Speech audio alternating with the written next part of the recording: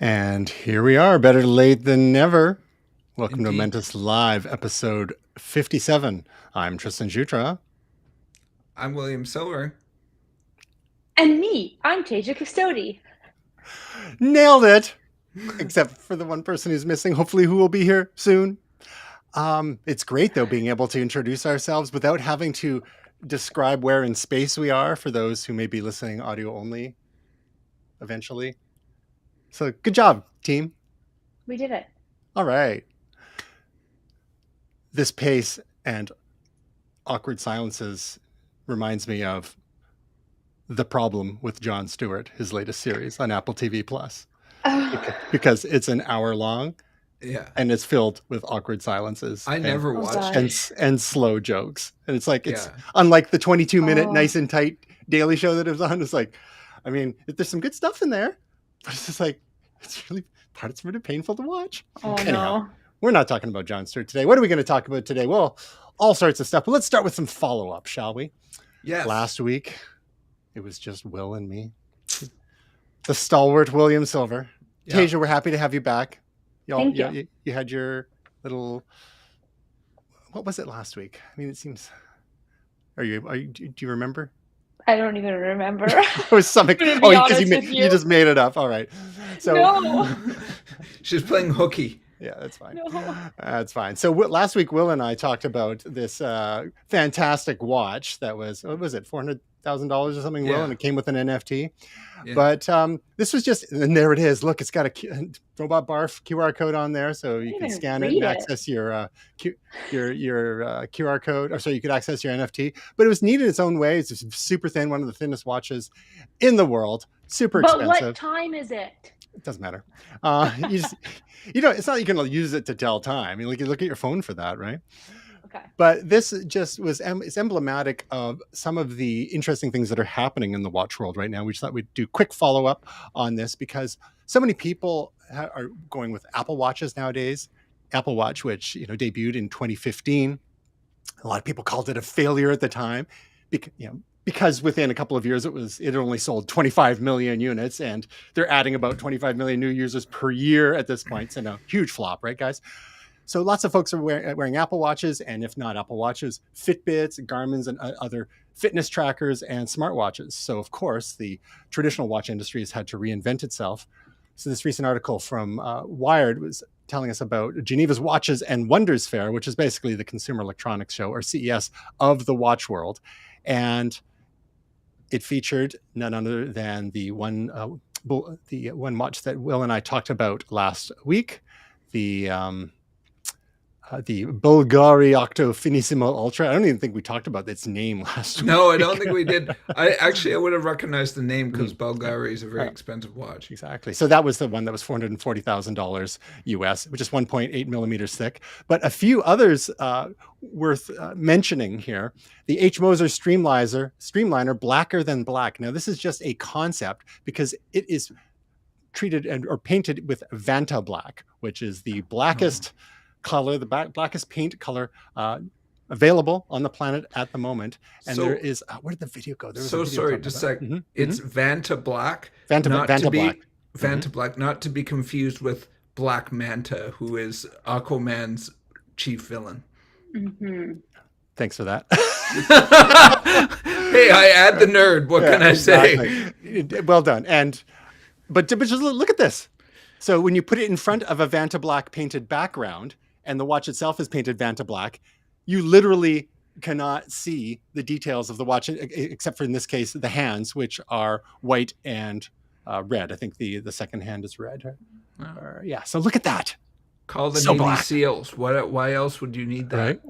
Right. And so there have been people that have been painting cars Vanta Black as well, and they look interesting. The only problem with Vanta Black is that it's super delicate, so you could not actually wear in its current form a Vanta Black painted watch. So just so you know. What is now? I've heard of Vanta Black. Mm-hmm. Refresh my memory. Like, why is it so crazy? Because it's made with carbon nanotubes, and somehow, just the way that they refract the light or not, they just absorb all the light.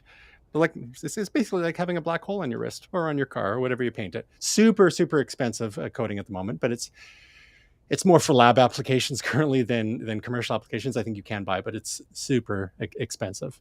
But it just makes everything look like a featureless black void. So that'd be great for a Halloween costume, quite honestly. Just anyway. Wonder if it rubs off on the skin. Well, quite possibly, because it's like I said, it's super delicate and can rub off Yeah. on pretty much anything. One of the other watches featured the show is the first watch made with lab-grown diamonds. So that is an area that's been developing over the last decade or so, or lab-grown diamonds, made under extreme heat and pressure. Maybe to help us get away from some of the problematic elements of the diamond industry. Tag Heuer Carrera Plasma, which is which is what this is called. We also have a 3D printed squishy gold cushion. So yeah, and what do you guys think of the look of this? It's anybody's guess what time it is. Exactly. It's like, you just take a look and go, no. Looks like over-the-ear headphones in a way, except they wouldn't be very comfortable just with all those jewels. So that's the Cartier Coussin de Cartier. So which basically means cushion.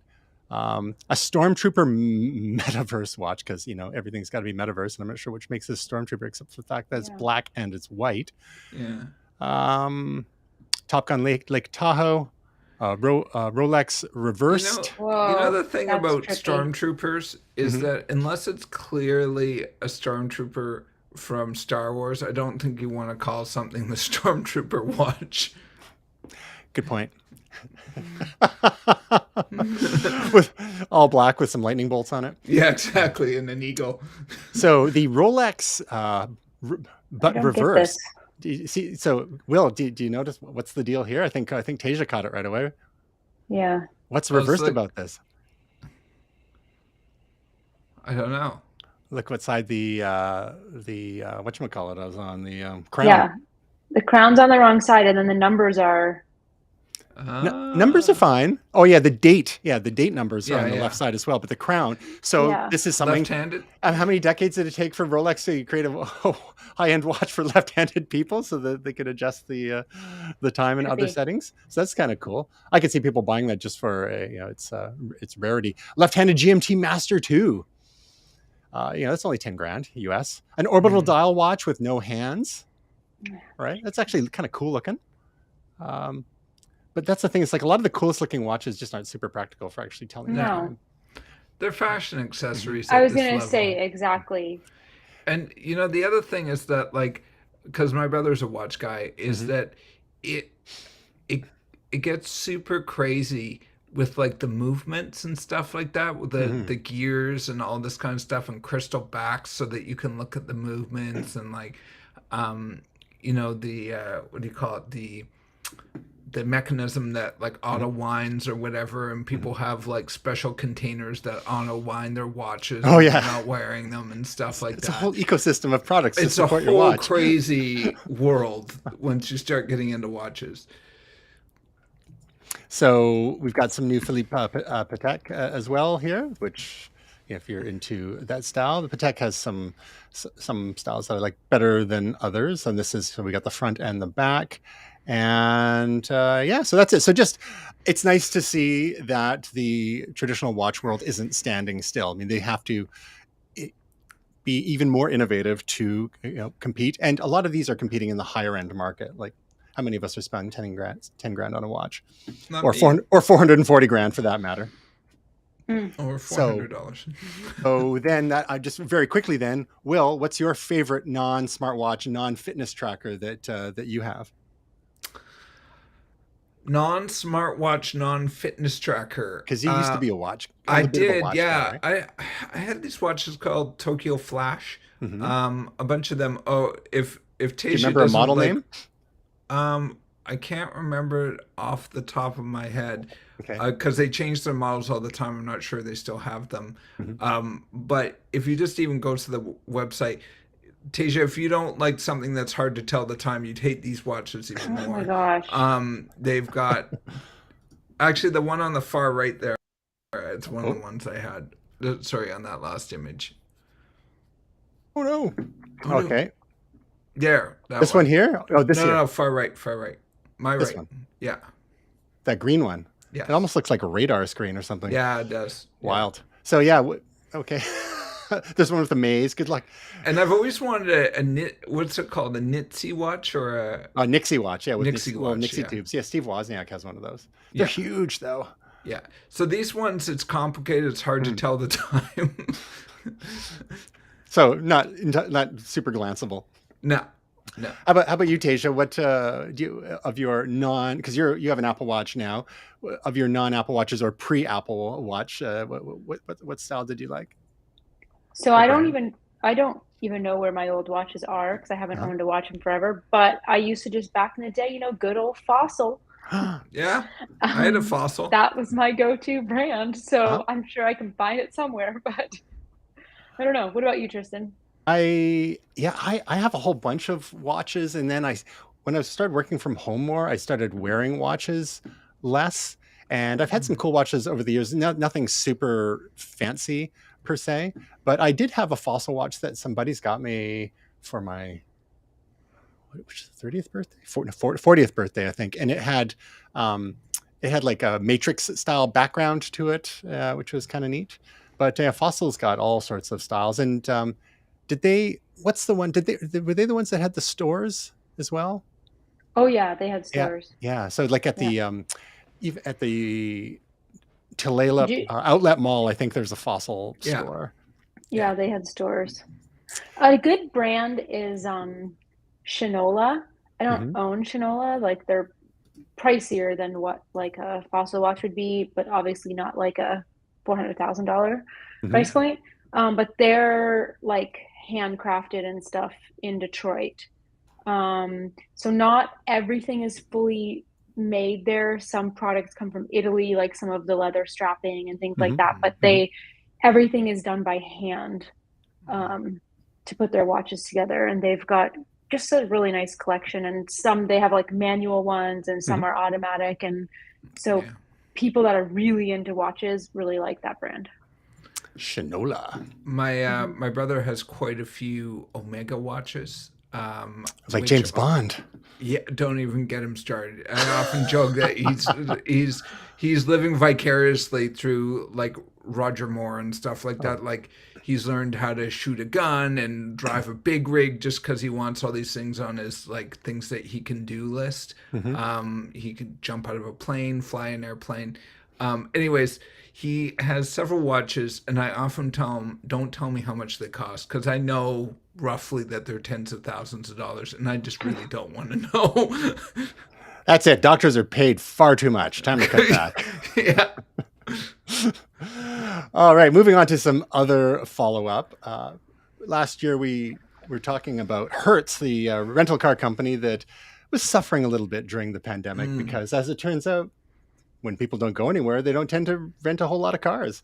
So they restructured, and when they came out of bankruptcy, they ended up with a big whack of capital that then they were able to deploy, and they signed a deal with Tesla to secure thousands of Tesla Model 3s and Model Ys for the Hertz rental car fleet as they moved towards EVs. I guess one of the benefits is that EVs tend to have lower ongoing maintenance costs as well. But Hertz isn't done yet. They have just signed a deal with a new electric vehicle partner in the form of Polestar, which is a division of Volvo. And you can see the Polestar cars have a bit of a Volvo vibe to them. And actually, the very first Polestar was actually a Volvo model. And so they've released a couple of models of Polestars. Polestar 2 is the current one, I believe, but Hertz will buy 65,000 Polestar EVs over the next 5 years to be deployed in Europe, North America, and Australia. So they're, of course, really banking on the world coming back to traveling more.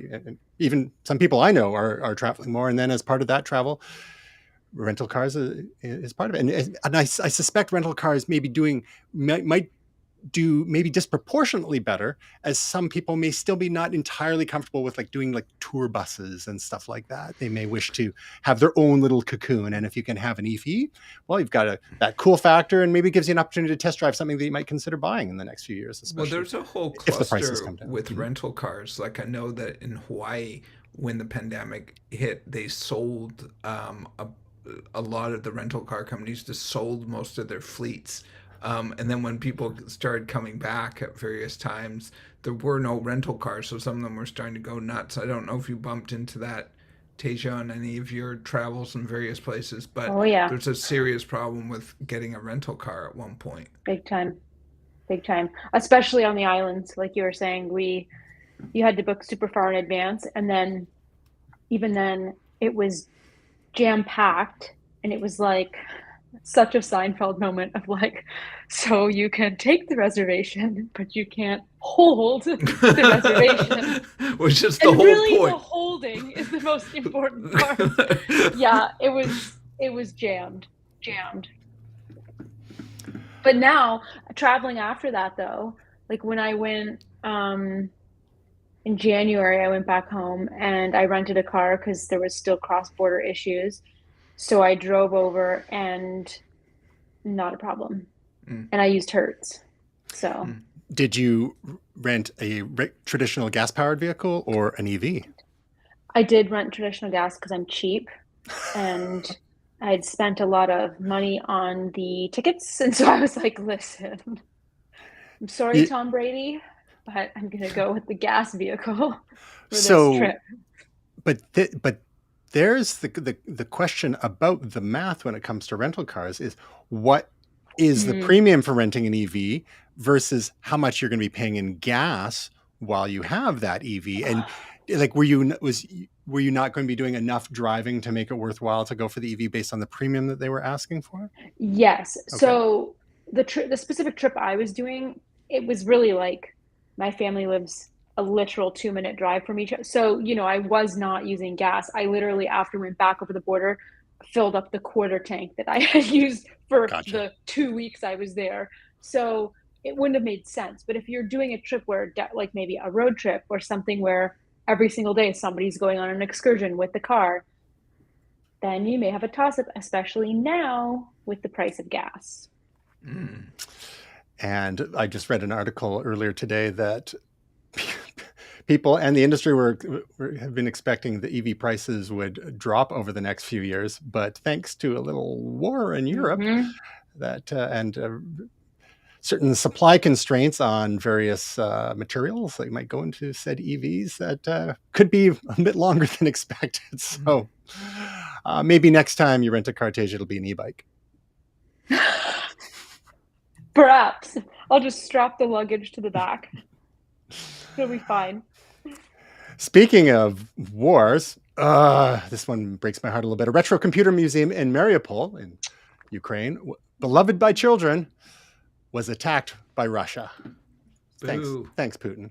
So just another example of some of the collateral damage or indiscriminate shelling. This was a retro computer museum, and these have cropped up all over the world. Some of them more professional, like there is the Living Computers Museum in Seattle that I've visited a few years ago in 2017. Super cool. There's a number of these large scale sort of nonprofit museums that are around, and then there's some of these smaller ones that just have a bunch of like retro computers and video game consoles and whatnot, and for enthusiasts, a lot of middle-aged white dudes and No. others, and but also they serve as a way to introduce younger generations to the joy Mm-hmm. and relative simplicity of some of these vintage computing platforms. So in this photo here, we've got a Commodore 64C, looks like an Atari 800 XL, an IBM PC. I'm not sure what that is in behind that kid's head there. But yeah, unfortunately, this was a casualty, and there's no details on how badly the said retro computer museum has been damaged at this point. But you can see in some of the photos here what the pre-attack, what some of the things they had, including some Radio Shack Tandy TRS 80s and color computer Coco 2. And some other European computers that we don't see so much over in North America here. So So just sad. another example of, so we've seen schools hit, we've seen hospitals, maternity hospitals, and more. So hopefully things will be wrapping up soon there, but it's going to be, I think it's going to probably drag out for a while longer. On the positive side, however, there was the official opening of the Cave Retro exhibition. So there's a channel by a fellow named Neil on YouTube. It used to be called Retro Man Cave, and now it's just called RMC. And for years and years, he has been doing videos featuring, vintage computer gear and doing refurbishments and all sorts of neat projects. And one of the projects that he started during the pandemic was, he thought, why not set up his own retro computer museum? Because he's accumulated so many over the years. So I enjoy his videos. His audience is referred to as cave dwellers. He has a bit of merch on the site. He usually does a charity calendar every year. As well, I think the last calendar featured computers that were all had crashed screens on them, like error messages and whatnot. But and this is a perfect example of ongoing storytelling in YouTube platform. You could see just all the different stages and all the he gutted this loft. So he's based in England, north. I can't remember the exact area, but it's northwest of London. And he rented the upper level of this old-timey, former mill, basically. So you could see, I think, from exterior shots, there's a water wheel and stuff. And so he's rented the most of the top level and basically gutted it, and has set up all sorts of different areas in this top floor. One area for playing with and using the computer systems for people who come and visit the museum. He has a library section with all sorts of computer magazines mostly from the 80s, some from the 90s. He's even set up one room as a recreation of a computer store, and he's gotten and restored the boxes from a lot of software, and so he's hung them up on the wall. He's got the slat board, from old stores in the 80s and 90s, and got the whole thing set up there. It's really neat, and he has talks there on a regular basis. So they had an initial friends and family night a few weeks ago, and then just this past week they had an event, the first official open to the public event, and you go to the website to book your times. And it's funny, I mentioned middle-aged white dudes. Virtually everyone who was there for this opening event was a middle-aged white dude. But it's neat to see someone's hobby and their passion, sort of evolve from simply doing YouTube videos to actually doing something in the real world that involves people connecting with each other over a shared interest. And especially as we slowly but surely come out of the pandemic, it's perfect timing for people to be able to hopefully safely convene in places like this. So this is sending me down memory lane because, well, first of all, this community is very tight. There's actually quite a few people around the world that do this, and it usually starts as their own personal curation. And I knew somebody in Brantford, Ontario, that had the personal computer museum, and his name was Sid. He has recently passed a couple years ago. But it was the coolest curation that started as his own personal collection that was open to the public, and he would collect new things all the time every year and educate kids and educate the public on all kinds of old games, all kinds of old computers, keyboards, different technology, anything you could think of. And if you needed to find something, Sid would have had it in his personal computer museum. So it was a really cool little community that he had built. And then since he passed, one of his friends has been working with the city to try and make sure that a lot of these items get preserved, because there is such a history there, and it is so educational for us all to see just how quick technology evolves is kind of mind-blowing. So it's funny to watch little kids go into a space like that, and they're what is this? It's just well, this was only this many years ago, and now that is this, and we can put this much storage here, and so it's just kind of this really cool thing for people to see. But this is a trip. It's sending me down memory lane. I love it. Now, Tasia, what was some of your fondest computer or video game consoles from when you were growing up? Oh my God. Well, first I have to tell you guys, I was floppy disk era. That was kind of what I grew up. But what we used to do, so Y'all remember dial-up internet? Oh yeah. You know, and what we used to do, because there was no instant messaging back then. Mhm. Okay. So first of all, my friends and I would physically call each other and be like, okay, go online now. Okay, go online now. And then we'd hang up the phones. We need the phone lines. We're going online. And then we would email each other and like wait and like refresh the email browser and like, whoop, there's the response. And then like we thought it was the coolest thing. We're such nerds. But that was before, like then we had like a lot of instant messaging came like right, like probably within the next year after that. I mean, it happened very quickly. And then there were chat rooms and there were just, like all kinds of crazy stuff like that. But those are my memories of late grade school, early high school, pre cell phone, pre anything. It was pretty fun. Well, some of us grew up without any internet at all. The internet existed, mostly for military and academic situations, but back in the 80s, normies like us didn't have internet access, so we were on a whole different generation of computers. Will, what was your fondest vintage computer and or video game consoles from growing up? I mean, I grew up remembering, especially the Atari 2600, as a fairly young kid, and just being blown away by it. So, like, of course, things like Pitfall, Yar's Revenge, River Raid. What was the submarine one? Was it Sea Quest or something? Or it was a something like that. one. Yeah, I think there's an Activision one. Yeah, an Activision one. So I remember that. I remember actually getting the infamous ET game. I didn't buy it. It was like my brother's friend basically gave it to us because it was crap. And saved it from a landfill. Saved it from a landfill. And I remember just like not understanding how any of it worked and just like played it a couple times and let it go. But yeah, that's a big memory for me. I mean, I think probably one of the things when it comes to games that I hold most dear is the arcade experience.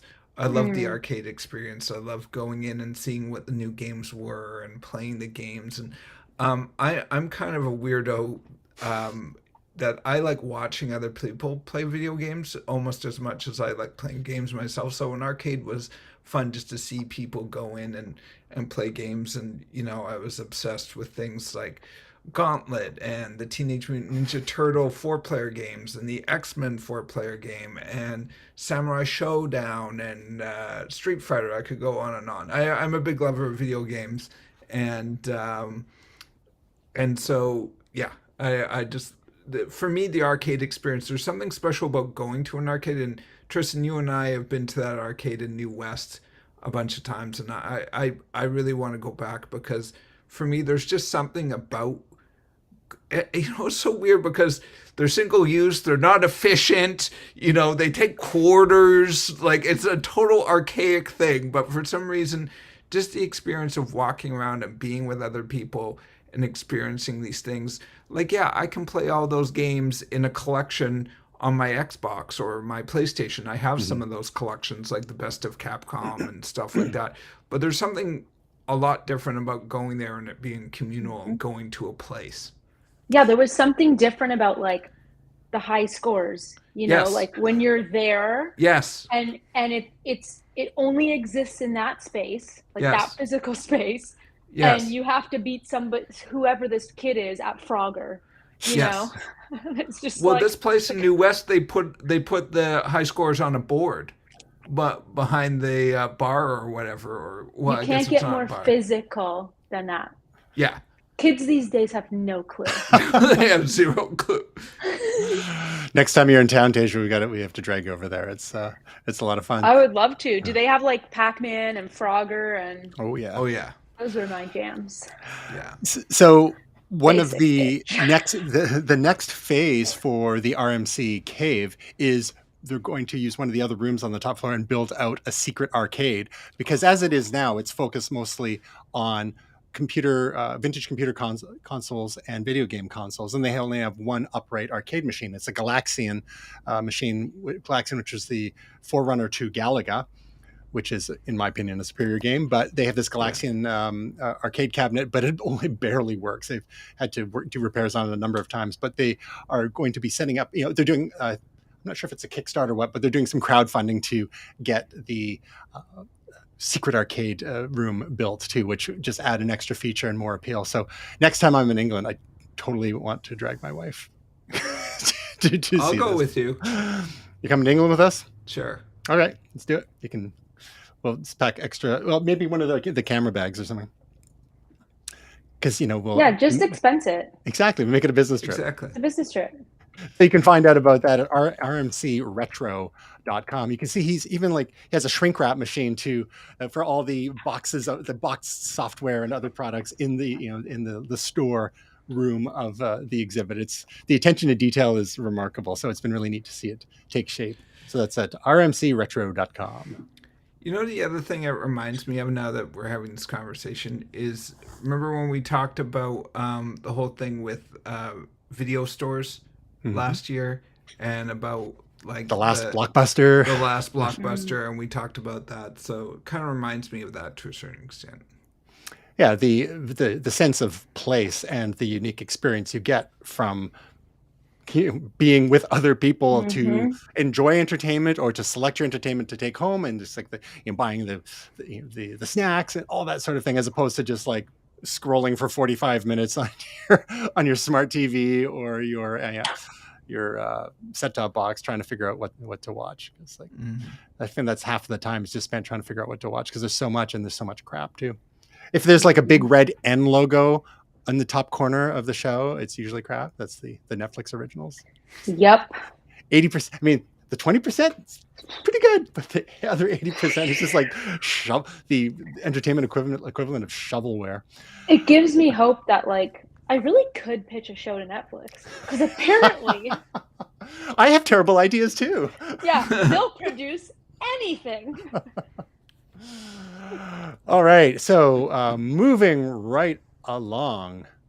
So one of the big stories in the last couple of days is around Twitter, but there was actually a Twitter story from a couple of weeks ago that was hoping to get you, Tasia, to comment on very quickly, and now it's kind of old news, but if anyone, and so we'll just spend just a few seconds on this. Twitter DM search now works the way you'd expect. So apparently this was an issue for people searching their DMs, their direct messaging, a portion tab in the Twitter app on their phone or their iPad.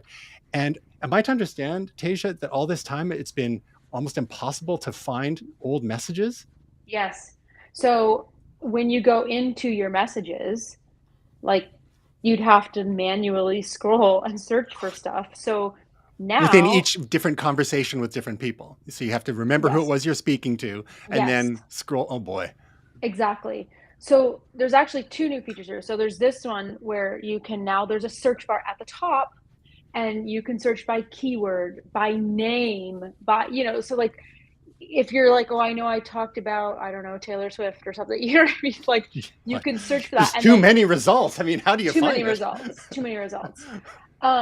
Then it'll narrow down which conversations, you had, and you can go, oh, okay, it was this person. And then you could narrow down by, okay, these keywords within that, which is great, super helpful. But also new in the messages section of Twitter is you can pin conversations now, just like we can, on iMessage and everything like that. You can now, if you swipe, you can pin a conversation to the top.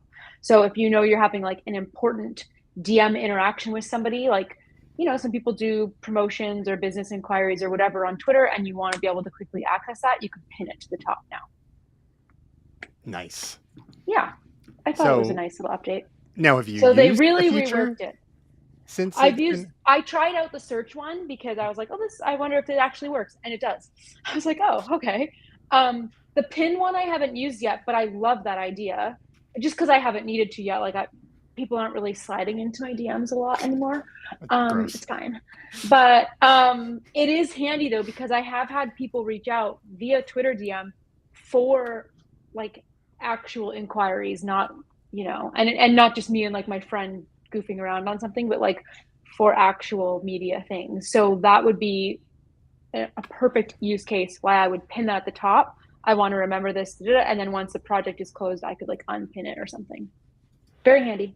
Now, how long ago did Twitter introduce direct messages? It seems like it's reasonably early on. Yeah, a And long time ago. Twitter itself is what, like 15 years old now or so, and we're just now getting the ability to search our direct messages. My coworker complains about searching in Slack. He doesn't like, I won't mention names, but he doesn't like anyone sending messages like because one of the powers of Slack is you can set up, subgroups.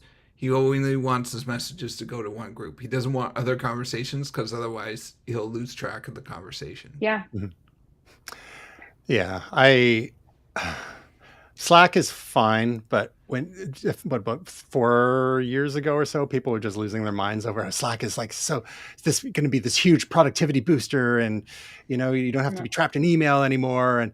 And I just looked at it and said, and then when I started using it in a couple of work environments, like, this is just another.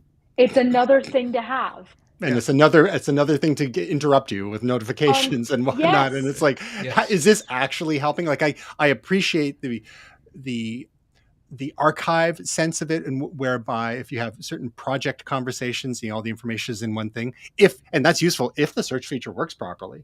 But if it doesn't, good luck. So yeah, it's just one more thing. Yep. Look, Slack is Messenger to Electric Boogaloo. Like, I mean, why was it such a revelation? I didn't find it that much of a leap forward, other than, I guess you can have groups and stuff like that, but otherwise. But you can do that on so many other apps too. You can do that on so many other. Nothing is a replacement for email. I think that's what the big miss was on that whole initial PR push, was like, I think you misbranded. It worked for them, obviously. They're still doing great, but it was just an odd claim because like, I still live and my life is still organized via email. It just is. Too. It's super searchable. I have dates and names for everything. I've got contact information, especially, you guys know I'm obsessed with Gmail, and contact stuff is saved immediately for me. You should do a video about Gmail sometime. Really should do like one or two, right? The next two are literally on Gmail again. But like, it's just, to me, it's just like, I don't know how a chat could replace that. We have to send things. Like, I don't know. It just you start getting it blurred too, because people will send me documents and stuff on Slack, and it's like. And that's part of what my coworker is saying, is like, don't send me things in Slack because it's harder to search. And now I have more places. Not only is it email and Slack, but it could be different chats. It's not always easy to, target where somebody was talking about something or where that conversation happened. This is a good lesson for anybody listening, is if you're going to use, because a lot of companies, obviously I just chalk them into like the chat services category, whether you want to say it's like project organization or project, whatever it is, there's that category. I think there's a huge difference in, like, you have to communicate to your team when sending files and documents, when sending certain information, it has to be done in email, because that is a timestamp thing. It's super easily searchable. Everything is there in Streamline. You're not going between different softwares and services to be like, who sent that thing when? Yeah. Where is this document? No. And the worst part, without naming the organization I work at, is that some places... Check his LinkedIn. Yeah. Don't. Some departments use Slack. Some use, Cisco Jabber. Some use Basecamp. Like, there's all sorts of there's Microsoft Teams. There's Yammer as well, which is also Microsoft. And I think for messaging, I like to restrict messaging to like really, really time sensitive stuff and slightly slower communications, and communications that are good to have a paper trail for, and even including documents, attachments, and the like.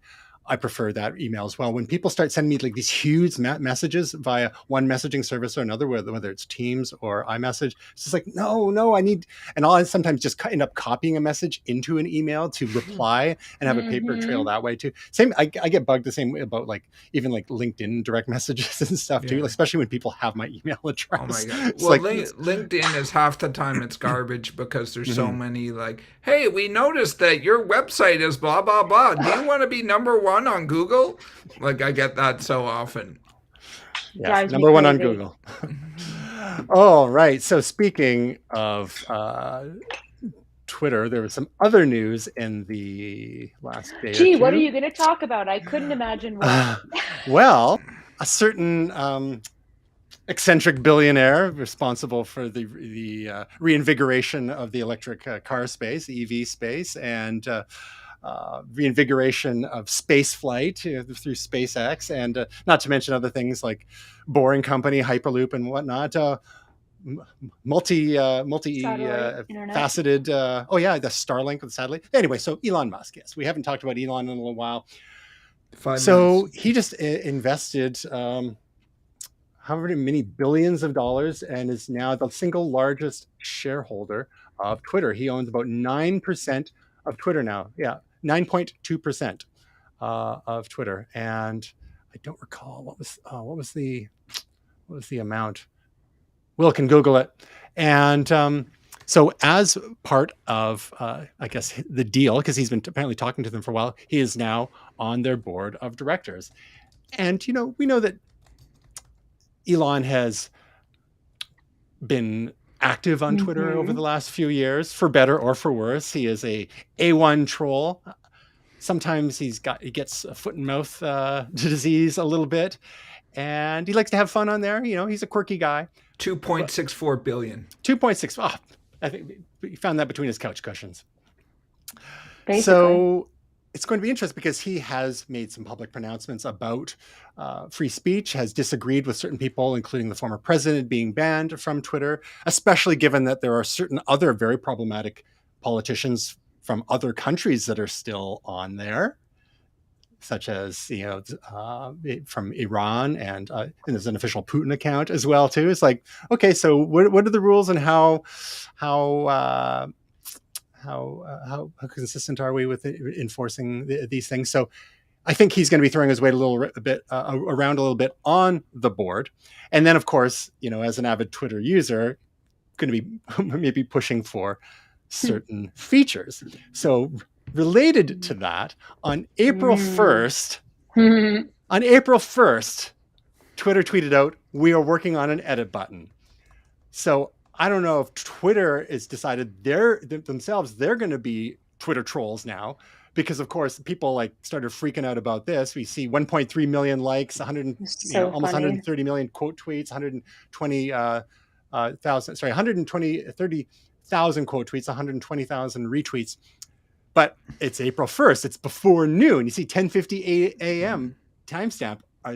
Were they actually working on an edit button? Because they've consistently denied it. And this has been one of the most common requests for years and years. And Jack Dorsey, one of the original co-founders of Twitter, and until just a few months ago was CEO again of Twitter, had always said, well, it's a nice idea, but it doesn't work technically, just the way Twitter servers are federated and whatnot, and the propagation time, et cetera, et cetera, et cetera. And you wouldn't want people to tweet a thing and then have other people react to it, and then people to change the original tweet, and then for it to lose the context and all that. And others said, well, you could have a change log so people could see the original tweets. But most people simply want an edit button so they can catch their freaking typos. Yes. I know, but this is why we can't have nice things, right?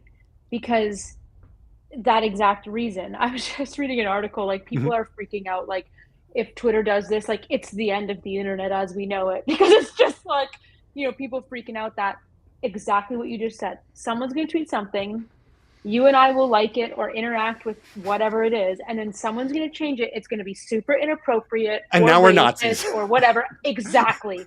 And now everybody associated with this tweet, and then and it's over for us all. They're canceling. And so I love it in theory because of how normies think. We think that way.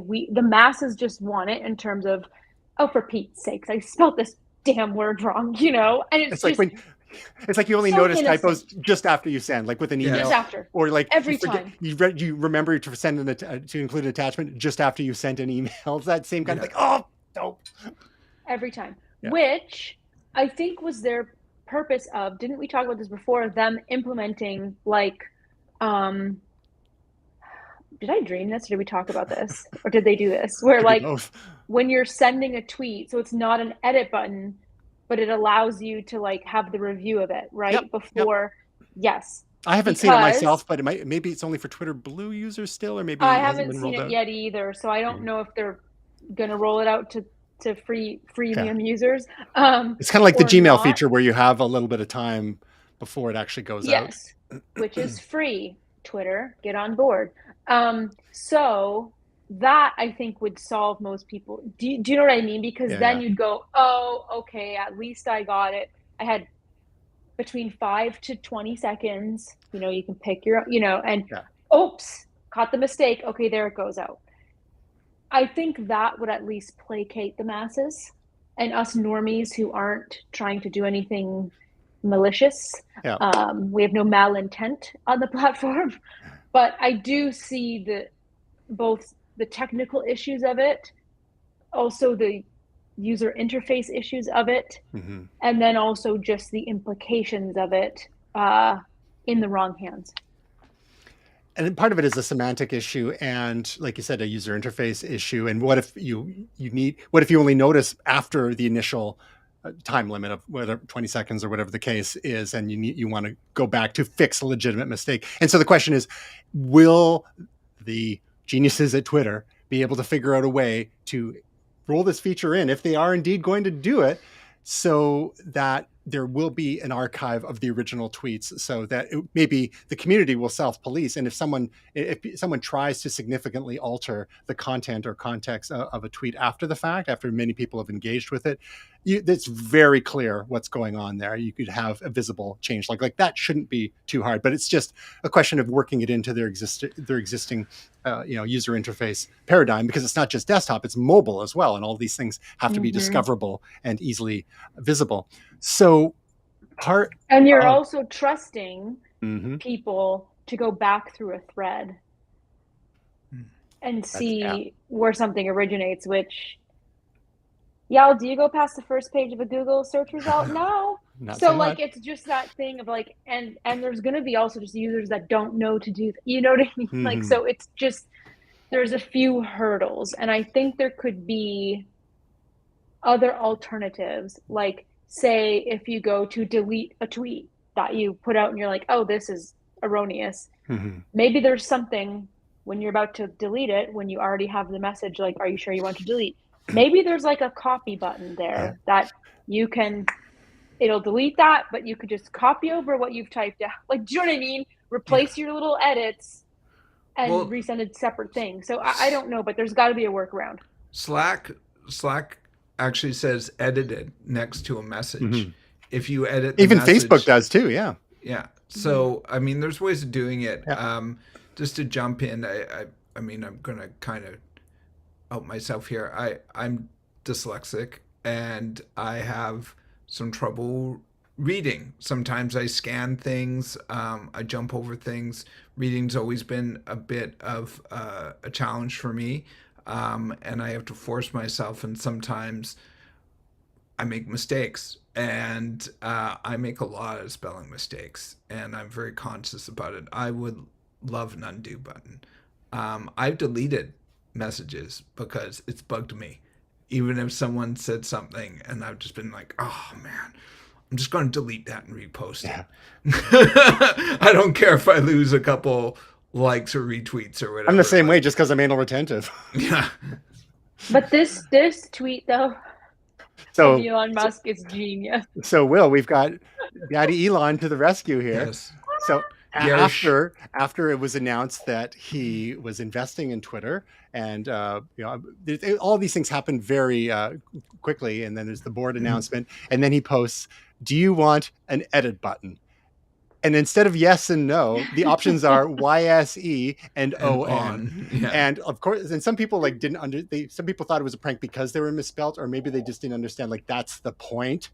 Yeah. like that's part of the joke. It's not necessarily a prank, but he's just like, it's for reasons like this. It might be nice to be able to edit stuff. Yeah. So you can see, 1.4 million votes on this, and I think largely people wanted an edit button, thanks to so if it was to actually happen now, the question is, was Twitter's original April 1st message legitimate? Well, later on today, after Elon's tweet, Twitter confirms it will test an edit button.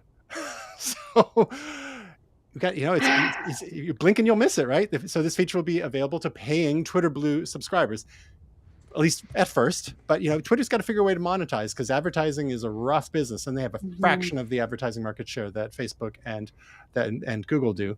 So we'll see if they ever roll it out to the rest of us that don't pay for Twitter Blue. So apparently they say they've been working on an edit feature since last year, and no, they didn't get the idea from a poll, winky face from Elon Musk or otherwise. So here we go. So it sounds like it's happening, and whether or not Elon had anything to do with it, he'll probably take the credit regardless, right? Sure. And then because he just wants to be able to tweet from Mars, and then correct his tweets after the fact. Oh God, I'm going to choke as I try to talk. I suppose we could use AI to make sure people aren't changing the messaging. Sorry. I got too excited about my AI comment. Well, that's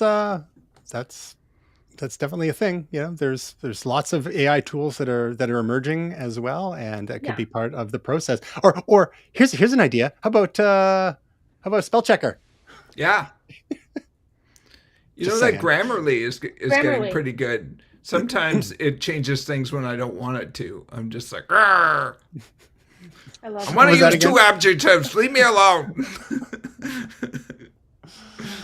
All right. So I don't know if our comrade in arms is going to be joining us or not, and I'm looking at the clock here. So maybe there's a few things that we can skip till next time, because I know that one of the three of us is in a bit of pain at the moment, and has been doing very well.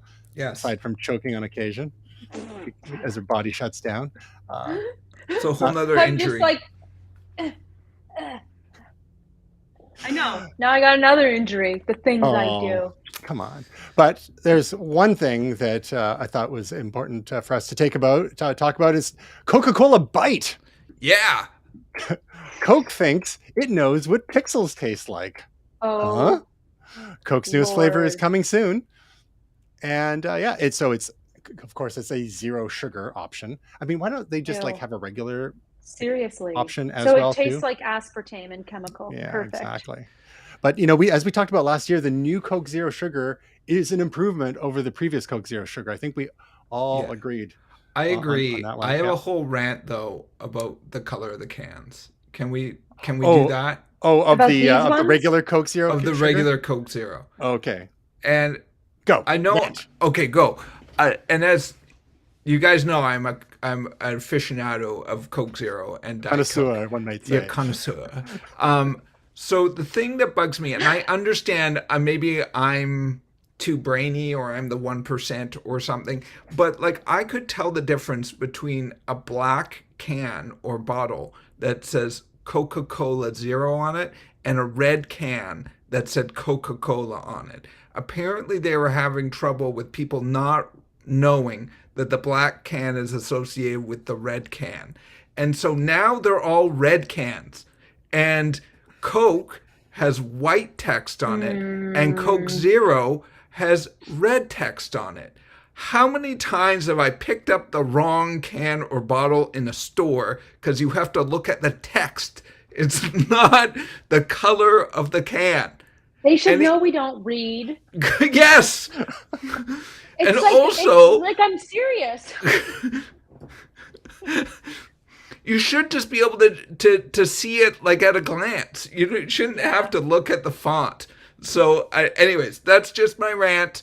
I'm very interested about this bite flavor. They will get me at least buying it once. So we'll see how You it goes. guys, But we should do like a in-person taste test.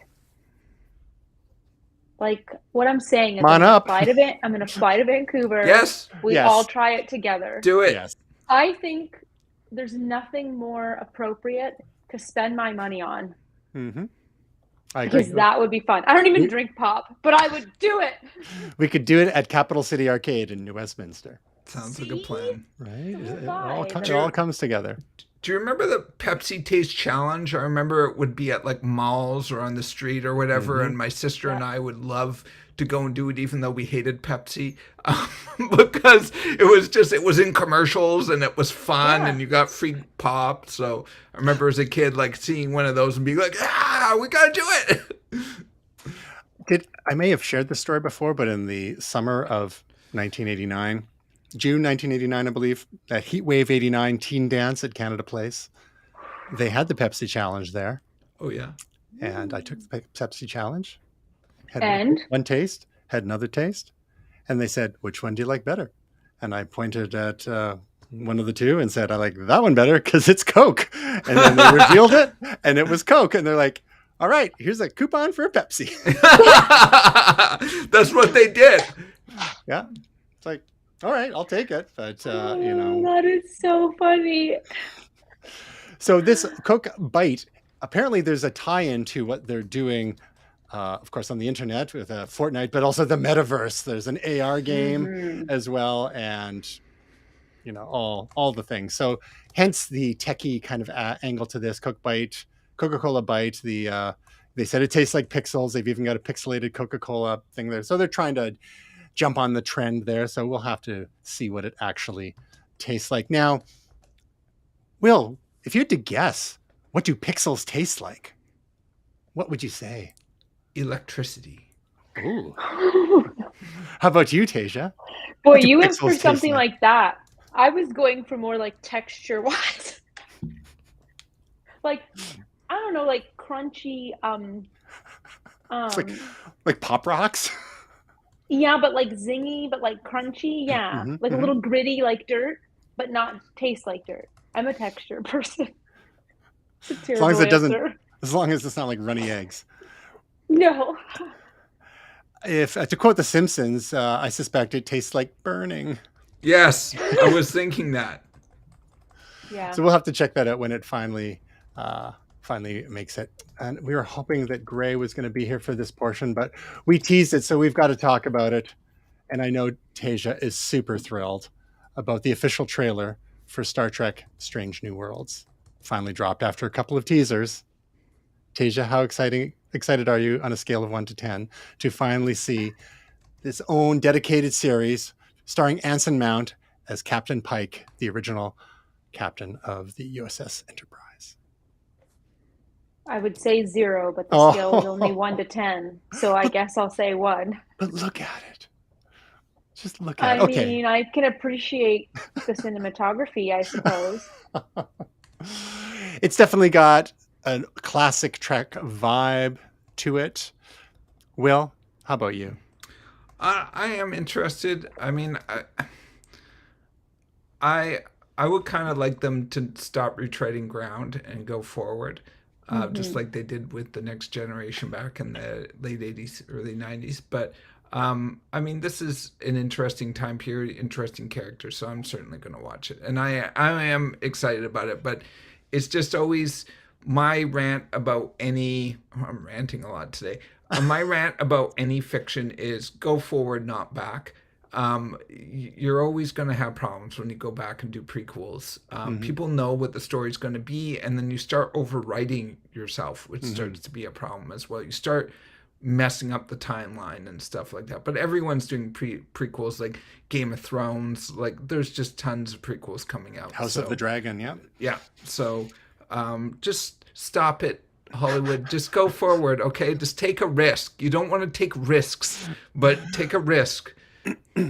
Well, to be fair, it's not like they're telling the same stories over again per se. They're actually exploring a few years that haven't been mined before, sort of that have been opened up by the introduction of Captain Pike into Star Trek Discovery, who was a fan favorite, and a lot of people were clamoring for a Sure. series starring Anson Mount as Captain Pike, and then we've got other familiar characters such as Spock and Uhura and Number One, in But part addition of, to some additional new characters. So it does look promising. And like the thing that you kind of alluded to is that we kind of know already how it ends for Pike. yes. So it's a question of what is he going to do between now, the beginning of the series and whenever things end Well, for his story. And and that that is the ride that we're going along for here.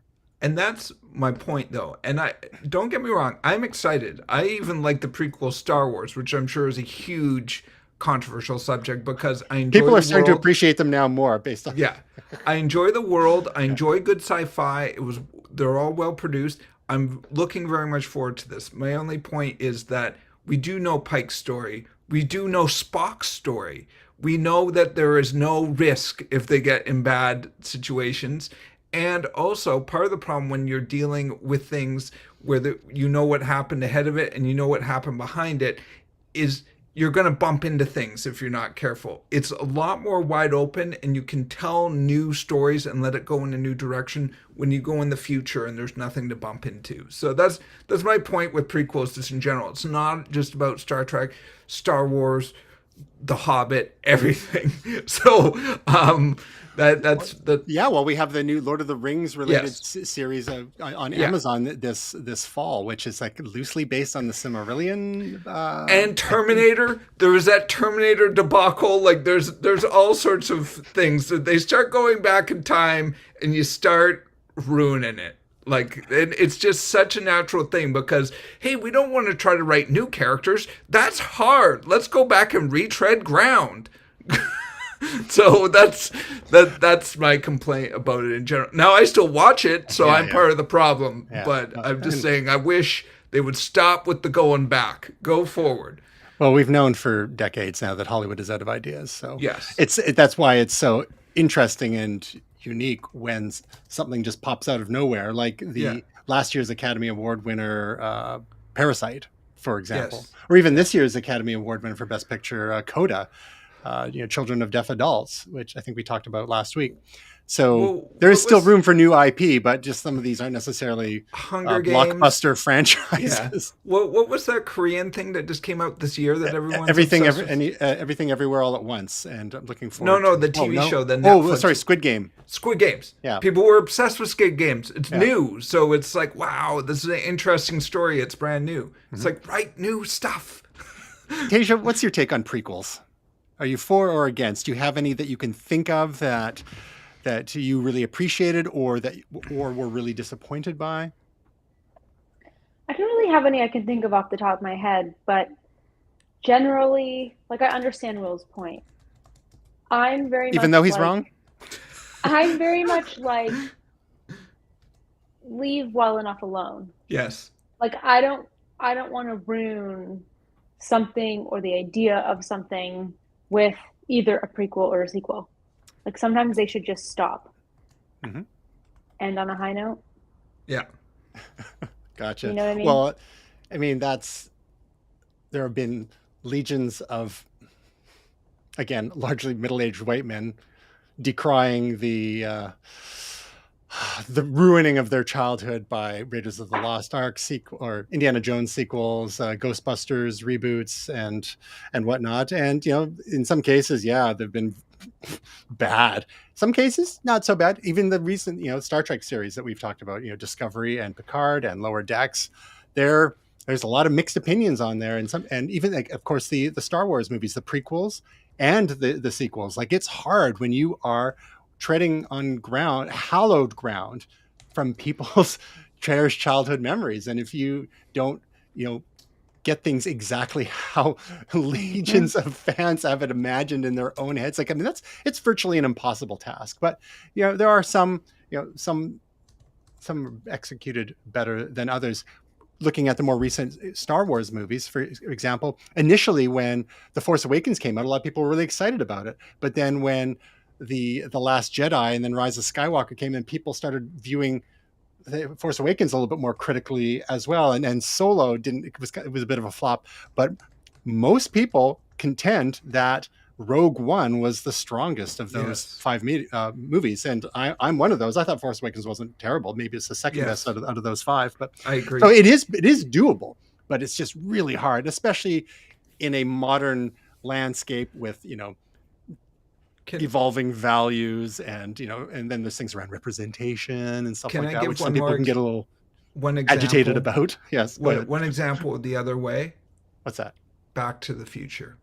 It's so one of the most treasured, well-regarded. People are still obsessed. I follow Instagram accounts that talk about it. Collectibles are super expensive. Try to buy a die-cast toy of a DeLorean. They're super expensive.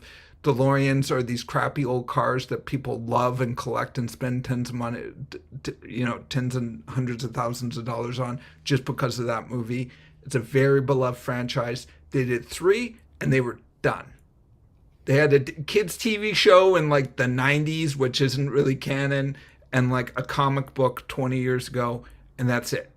They've never made any more books or TV series or anything like that. And a kick-ass 2015 New Year's party. Yes, that's true. That's true.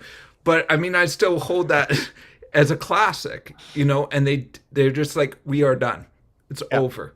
And we told the story, people like it, and it's up there on the shelf. You can always watch it. And it's classic. And I can still watch it now, and I love it. So there's something to be said for not messing with it. But give things enough time, and Hollywood just can't resist. Yeah. Right. So, I heard rumblings that they're thinking of revisiting Back to the Future, and I'm not sure if that was real or not. But you mentioned DeLorean. There's a story that I saw that I was almost included today, but there's another dozen stories are already cut, so we might revisit it when it becomes more real in the summer. But there is a new DeLorean being released, an all-electric one with a slick new design, and hopefully will be a much better car than the terrible car that the DeLorean actually was, unless of course you had the time machine version. Yes. So speaking of our childhoods, Will, your pick of the week treads some old territory. Mr. Yeah. So my wife has literally been waiting 2 years for this game to be released. It got delayed because of the pandemic, and what game is that? It is Lego Star Wars, the Skywalker saga. They've made many Lego Star Wars games. They've made many Lego games. For example, Harry Potter, Indiana Jones, Batman. We're big fans of them. They're kind of puzzle action, friendly, funny games. Super about collecting stuff and solving puzzles. We're huge fans, and we were waiting for this one for a while. It's finally all 9 movies put together. We bought the collector's edition with the exclusive minifigure of Luke drinking blue milk. He's got the blue around his mouth. It's got blue around his face. How come they don't have the animal from which he milked it? The blue milk. That was gross. So I believe my wife is playing it as we speak. She's been playing it most of the day, and she's a huge fan. She loves puzzle games, as you know, Tristan. She can kill many people at Tetris. She is a puzzle game aficionado. You had to bring that up. Yes. When we go to the arcade next, she's not invited. Yes, she torched you. But anyways, so she loves puzzle games. She's literally been waiting 2 years for this to come out, and I thought I was going to buy it for her birthday last year, and it took a whole another year for it to come out. And there's a special feature in the packaging. Yes, so this is the outer cover, and you put it down, and it puts the helmet on Darth Vader. That's cool. So that's what you get for another extra $5 or whatever it was. that and the minifig. Look, now you've converted Tasia. She's now going to be a gamer now that she's seen That was that pretty packaging. cool. Tasia, is there any games that you and your hubby play together? Not a one. I'm not a gamer. Neither is Stephanie, but we have managed to find a couple of games to bring us closer together. No, we Especially just now with the binge. PS5. You just which? We just binge shows. You just force him to watch The Bachelorette? No, I don't watch that show. I've never seen an episode. Bachelor in Paradise. Never seen an episode. I swear. I thought you were our official reality TV correspondent. Come on. Well, I'm more like Love is Blind. Oh, right. Married at First Sight. Oh, yeah. Oh, so you go for the highbrow stuff. Really, I go for the, Okay, well, you've got a highbrow pick for us this Nailed week. it.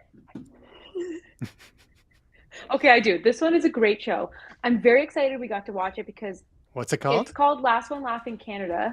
LOL. And I literally thought it was only on Amazon Prime in Canada. Like, I didn't realize. And then weeks after it came out, I was like, I'm just going to look it up here. And it's an Amazon Prime original. So I have it here as well. Nice. It has so the host is Jay Baruchel. Who doesn't love Jay Baruchel? Yeah. And the premise is there's a bunch of comedians in a room together and they are not allowed to laugh. So the whole show is them trying to make each other laugh, but if they laugh, they're out. That's the whole premise of the show. And then whoever wins, so the last one laughing, they win money for their charity.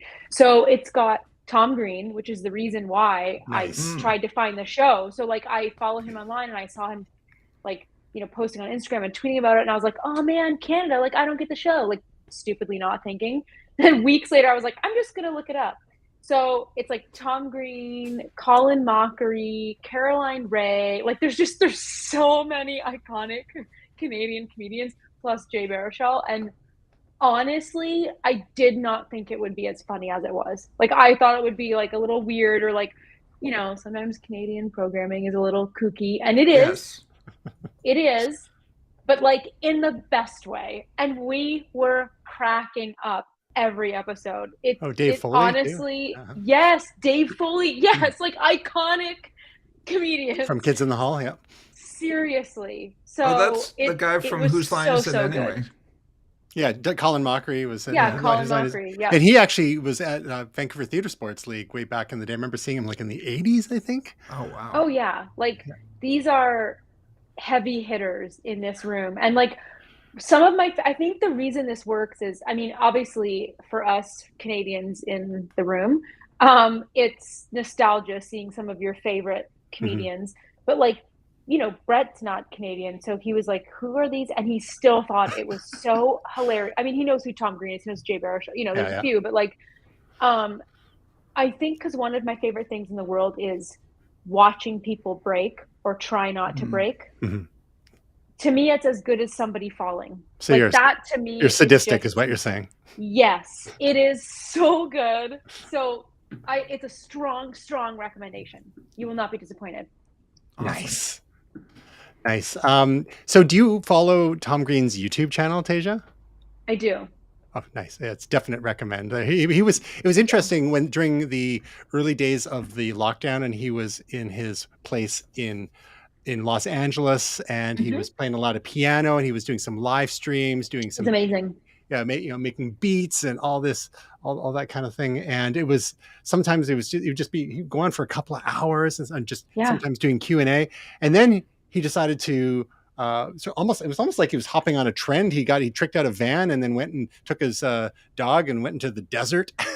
And that was kind of a neat chapter in that story. And then he went then he moved back to Canada to Ontario. Looks like semi-rural. Looks like he's got acreage with a barn and that's a whole thing now. So it's been neat to watch. As I've been following him since the 90s with his original talk show. Trailblazer. It was on what you call it, Comedy Central, or no, the Comedy Network. But after it was originally on Rogers Cable, like the local access cable show, which was Who was that talk show host who was like so famous for like 5 years? He was a Canadian talk show host, and he went on there and he had like a dead raccoon in a suitcase, yeah, and he yeah, cut that's it Tom Green. open. That's Tom Green. No, the host of the show was like, Oh, do you remember that? Was it Mike? What's his face? The guy Yes, Mike Bullard.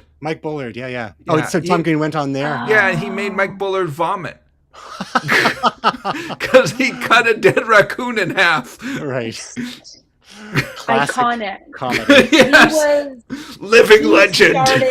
He started a genre. Yes. Well, he was Jackass before Jackass, right? Like that's what he used to do. He's Was the that original, stuff. like his pranks though. But the thing with him, like Jackass was so lowbrow to me, and like, okay, it's just people hurting themselves. Like It did have its moments, like especially when the you're watching it with thing, buddies or something. Like it's yeah. just sitting there watching on your own. It's like this is stupid. But when you're Yeah. with a few people and you just kind of get into it, and just like in the original movie where one of them has a Hot Wheels car up their rear end and they go to the doctor to see about it, and just like the doctor's reaction. I mean, just it sounds disgusting, which it is obviously, but it was also kind of funny. But I get what you're saying. It's not But it's like Tom Green is an artist, right? He's an Tom Green absurdist comedy. is Yeah. the Slutmobile. Do you know what I Airbrushing, mean? airbrushing Need his I parents' say more? car, his dad's car. Yeah, Brilliant. classic '90s. The one that So good. the one that I remember that I think illustrates your point is he went into the National Gallery in Ottawa and smuggled in his own painting and put it on a blank wall and was showing people, "What do you think of this painting?" And they were like, "Well, whatever." He's like, "What if I put a tree here?" And he like put a pen and started drawing a tree, and he got thrown out of the art gallery for defacing a painting he brought in. Come on. Yeah. And he's like, the best part is they're going to pay to restore that. Speaking of raccoons that are largely intact as far as we know, you may have noticed on Instagram, I hate to toot my own horn here, or yes, but we were sitting watching TV a couple of nights ago and heard like scritchy scratch. What's going on? It sounds like it's coming from the roof. Went out into the sunroom and then looked at the door out to the deck and then up where it was pouring rain out, but there's this little part along the edge of our roof that's covered by the other portion of the roof, and snapped a photo of this little guy. Oh, that was great. And it's just that, I mean, you see the creepy little fingers too, like that's why those trash pandas are very strange and weird. But it was a neat little moment. We had a little connection. We were just staring at each other for a while. I kind of wanted to just like help him down because it looked like he was trying to get down, but I just didn't want to touch him either. So, because you shouldn't really interact with wild animals if you can help it. But they carry diseases and they're quite vicious. They're Yes, cutie little patooties. Don't be fooled. Cutie patootie. So my pick of the week was actually from a couple weeks ago, but got bumped by some other things. And I know we have talked about this in the past, and I didn't want to rub it in Will's nose too much because I know he wanted to come for this and wasn't able to for some scheduling reasons. And but highly recommend the Robert Pattinson portrayal. It's so good Of the Batman. I need to watch it. Me too. It's, fair warning, it's 3 hours long. Movies. It's 3 hours long. Well, say the word Will, and as soon as would you go again? I know that you're waiting for some stuff. I maybe, but there's also Morbius is coming out as well, so we've got some catch. But I might I could be convinced or treated to see this. Sure, but I'll treat you. It's very grounded. It's fine. It's not entirely unlike the Christopher Nolan Batman trilogy, maybe somewhat less fantastical. I heard this described, and forgive me if I already mentioned this, that this is year 2 of Batman's career, and where he's basically just a weirdo who goes out at night and punches people. Mm-hmm. And then somehow shows up in police investigations, and it's perfectly normal, although some of the cops are like, who is this guy who's showing up in a bad outfit? And proto Commissioner Gordon, before he was actually commissioner, has a relation, has an understanding with Batman and trusts him. So and the depiction by Paul Dano of the Riddler is unlike any depiction of the Riddler we've seen in film before.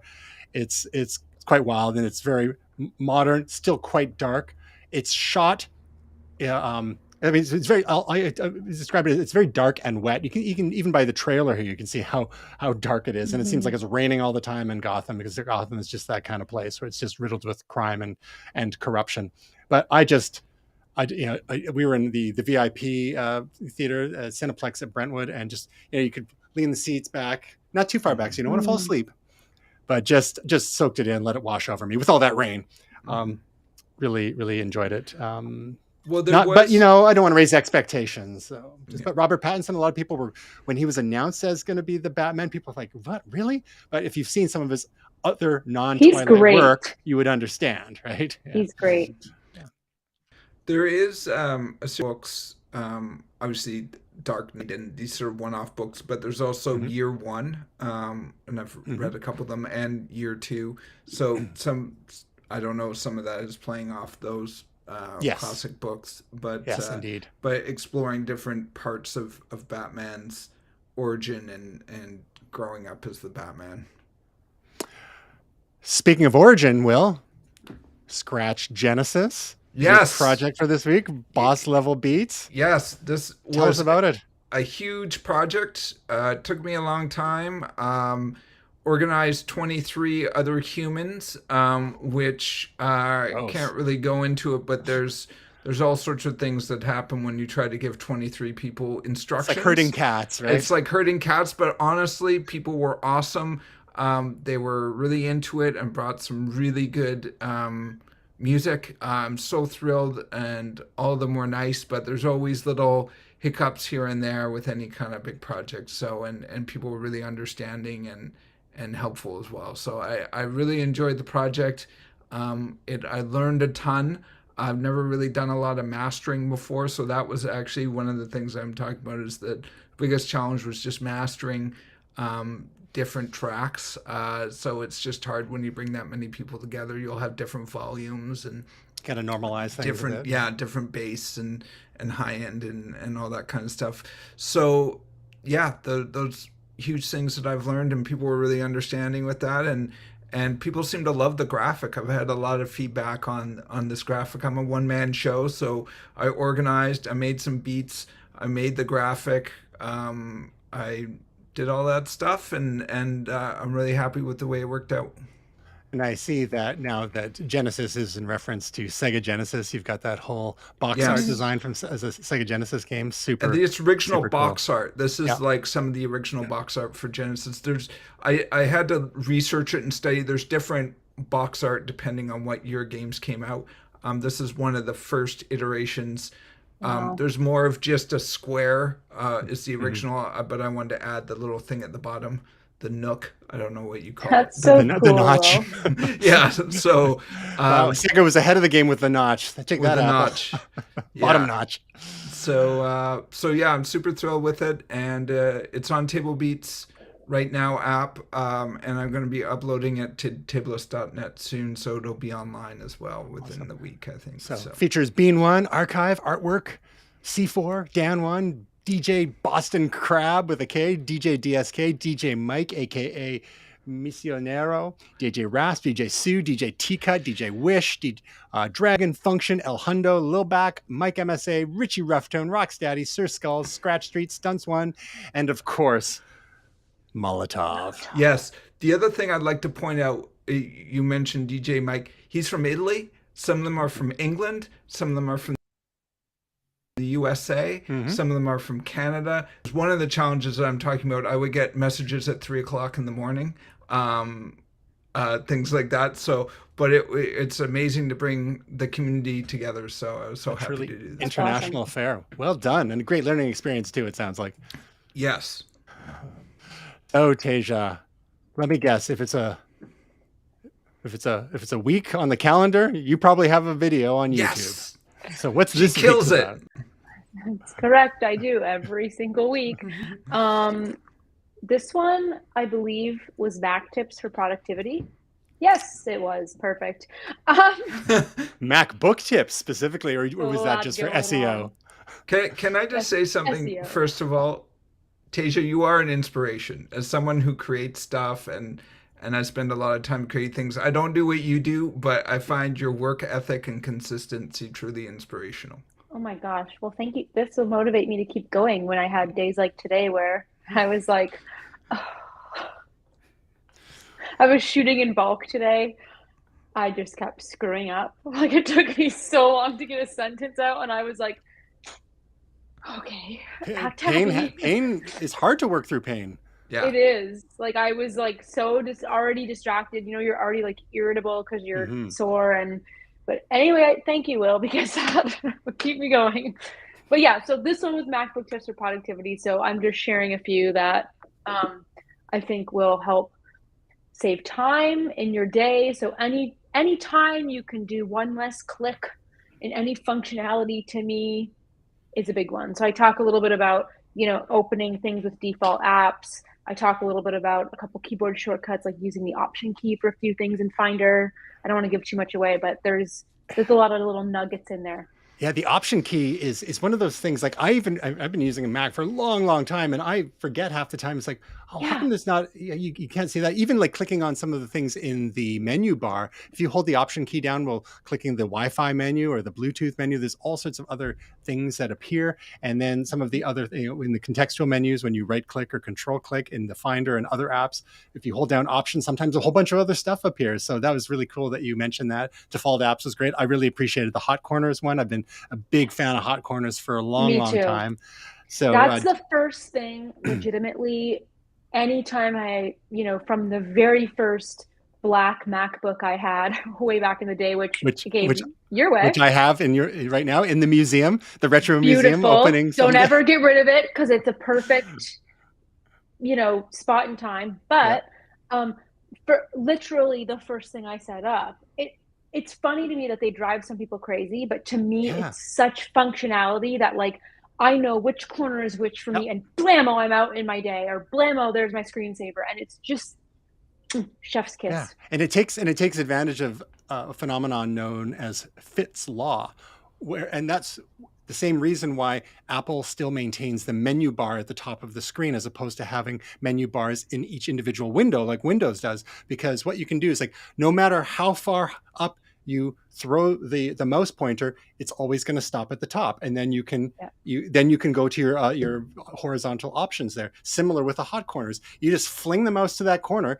and it doesn't matter if you overshoot because it's going to stop in the corner and yeah, activate that. So if people are a little enthusiastic with their mousing, they can accidentally trigger the hot corners. And if it activates mission control or the screensaver or whatnot, it can catch them off guard, especially when you have someone using your computer who's not used to that. yes, But once you get used to those features, those shortcuts, you can't live without them, right? Because they're no, so handy for, especially if you've got lots of windows open in a given application, or all the windows. You can have mission control or just reveal the windows from your frontmost application, et cetera, et yeah, cetera.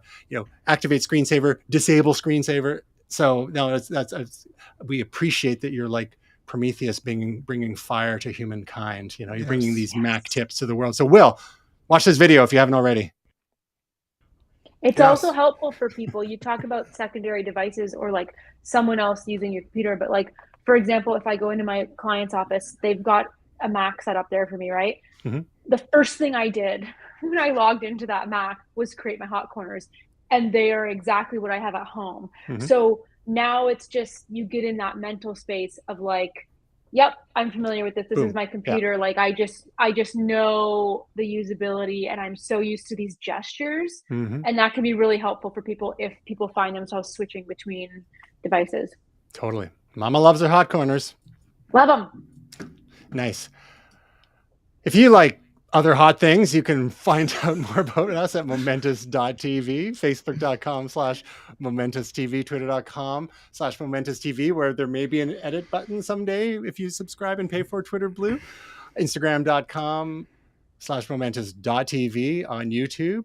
You can go to youtube.com/tjmjutra, or you can search my name and look for the Momentous playlists that are there. Of course, Will's projects can be found on tablebeats.com, the Tablelist app for iOS. Is it on Android yet? I Yeah. probably ask you every time. Yeah. Great.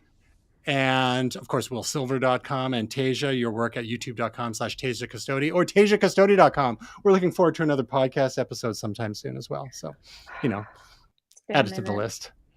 I know. Once you've got your pain management under control. I know. But it was great to have you back, Tasia. We're sorry we didn't. That Gray wasn't able to join in this week. Maybe next week it'll be the four of us again. It seems so special when it is. Yes. I think it's a conspiracy between the three of you to just keep me on my toes, honestly, and to really appreciate when everyone is here together. So it's don't let Tristan get complacent. We gotta. I've missed 2 episodes. No, you've been and great. one of them I had surgery.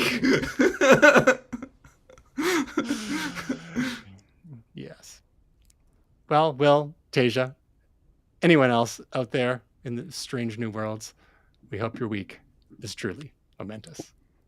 Wow.